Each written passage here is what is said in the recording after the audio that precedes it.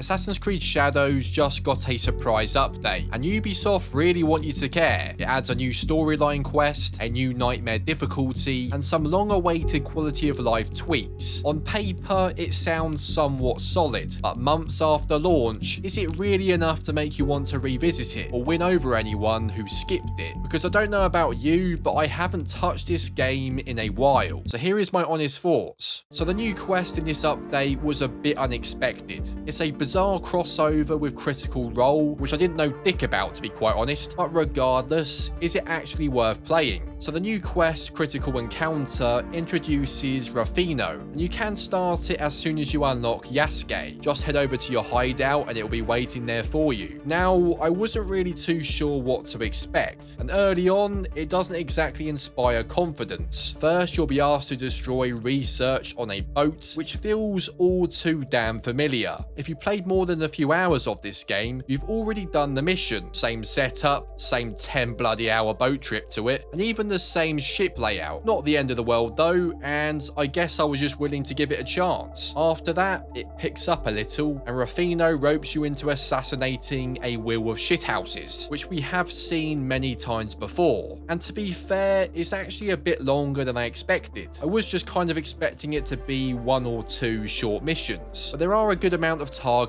to murk. Stop your whining. You'll ruin...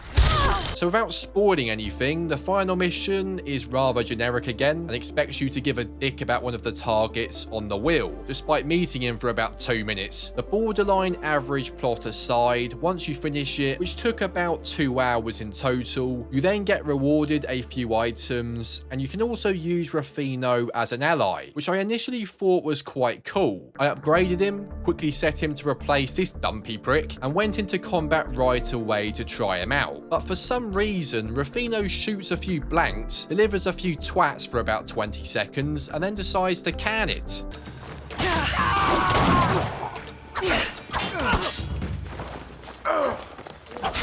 My other ally would stay far longer than this. I don't know what this is about, it's really odd, maybe it's a bug, but to my disappointment, he's a bit piss poor to be quite honest. Maybe they will tweak this later on and make him stay around for longer, but yeah, lackluster ain't in it. The new quest isn't anything special, it's essentially the same mission design you've seen many times before, but it was longer than I expected. But what did catch me off guard was the new nightmare difficulty. Has this made the gameplay way more enjoyable? Because let's be honest, missions in Shadows has a habit of feeling stale after a while. Well, I'm going to be completely honest, after turning this setting on, Christ, there are some major differences. Enemies are noticeably stronger and require more hits. In fact, it's incredibly hard. I almost smashed my controller a number of times. It definitely lives up to its name of being called Nightmare. And if you thought enemies were annoyingly alert before, you ain't seen nothing yet. If you change the stealth difficulty to Nightmare, enemies can now smell singular particles of shit stuck to your ass hair. It makes an already difficult stealth experience ridiculously hard, and all your healing items and combat tools are limited too, which makes things even more difficult. To be fair, it does genuinely change how you play. You're forced to move slower, think more tactically, and that's great for the right kind of player, and some people will really enjoy this. But for me, I play games to relax and enjoy myself, not to cause aneurysms or gigantic glory holes in my walls.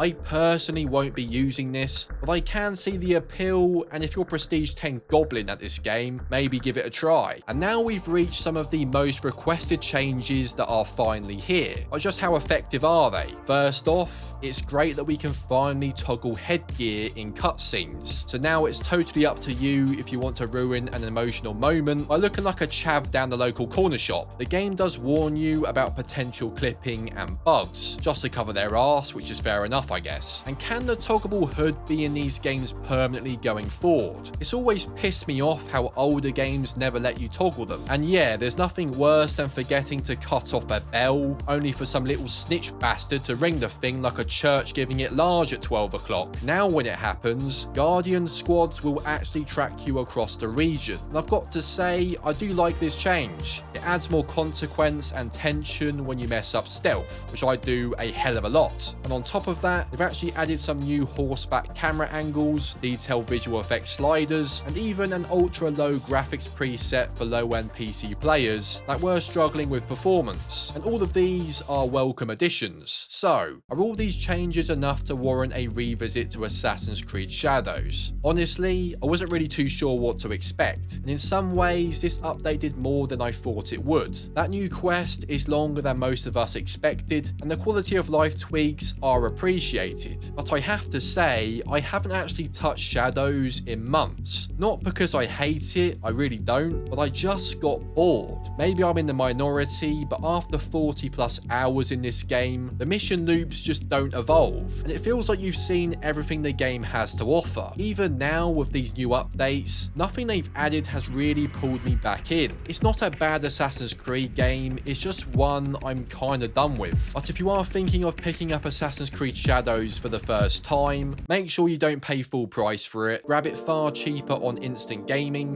you'll get a way better deal than anywhere else. And if you're thinking of playing the classic ACs or even the newest games, they've got some pretty big discounts and sales on right now, so it's the perfect time to take a quick look. I will leave a link in the description down below so you can check it out. Are you still playing Shadows, or am I the only one feeling burned out? Let me know in the comment section down below, and trust me, there are far worse AC games than Shadows. To see my top 5 list of the worst AC games that is sure to trigger people, make sure to click the card on screen right now.